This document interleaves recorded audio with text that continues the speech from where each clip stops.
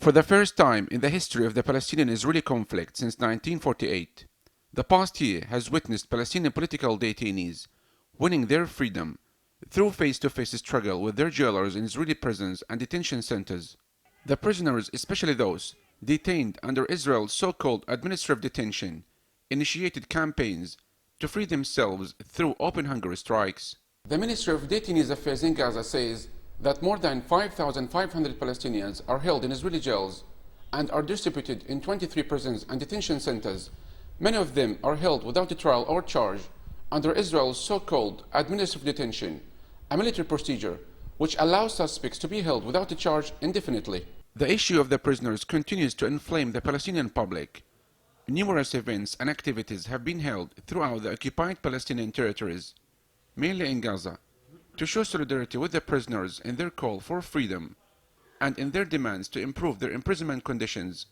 Former prisoners said that it is not possible to reach a peace settlement between Palestinians and Israelis without ending forever the issue of prisoners. The issue of the Palestinian prisoners is one of the most important issues of the Palestinians for a couple of reasons. First, those people some of them have spent nearly 30 years in the prison because of their struggle against the Israelis and in support of their national liberation cause. And so this cause, this issue is highly important for every citizen, every Palestinian citizen. If you look back at the statistics, you find that more than 1/5 of the Palestinians, they were in prison. More than 1/5 of the young, including myself, of course, and others around us. And in each individual house, there is a prisoner or a family of a prisoner. So it touches the heart and the feelings and the private concerns of everybody around. The success of Qadr Adnan and Hana Shalabi, who won their freedom with hunger strikes, has encouraged more detainees to adopt the same approach. Activists around the world are on hunger strike in solidarity. Major mobilizations are taking place and putting a spotlight both on the prisoner issue and on the Palestinian cause, and are taking the lead from such courage. Well, the campaigns by the prisoners themselves has in some ways been a real figurehead and movement for Palestinian resistance generally and support internationally. With Ayman Sharawna and Samir Esraoui, they are now on 175 days of hunger strike and 135.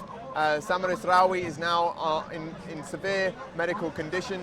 They are all Palestinian political prisoners. They should not be in prison, they should not be behind bars.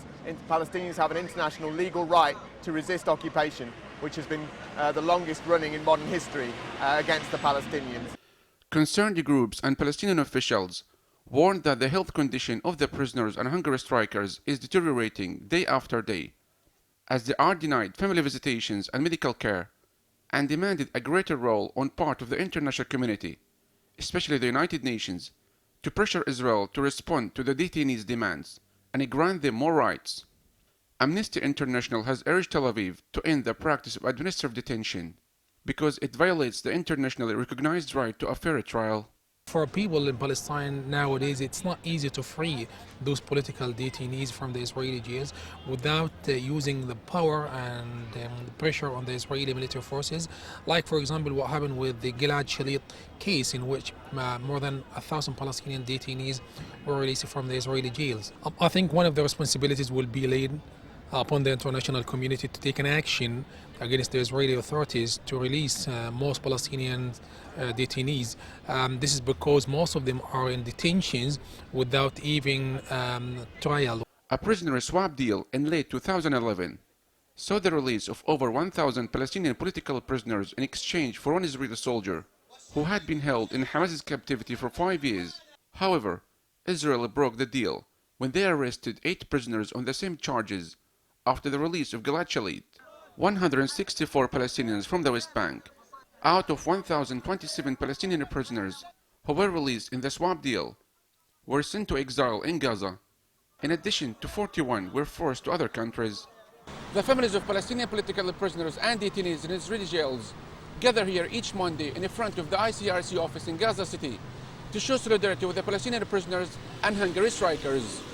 Solidarity actions across the occupied Palestinian territories persist, as the issue of Palestinian prisoners has united the Palestinian public everywhere. Regardless of their political differences and affiliations, organizers say that they aim to internationalize the issue of the prisoners, some of whom have spent over 25 years languishing behind bars. According to the Ministry of Detainees Affairs, over 200 Palestinian political prisoners died inside Israeli prisons due to medical negligence since 1967. Well, everybody knows about the conditions. They suffer. They have been on hunger strike now for more than 170 days. You can imagine 170 days on hunger strike. They look like a skeleton, you know, no body. They suffer a lot of diseases. They vomit blood. They're hearing. They cannot hear well. They cannot see well. A lot of medical problems actually they have.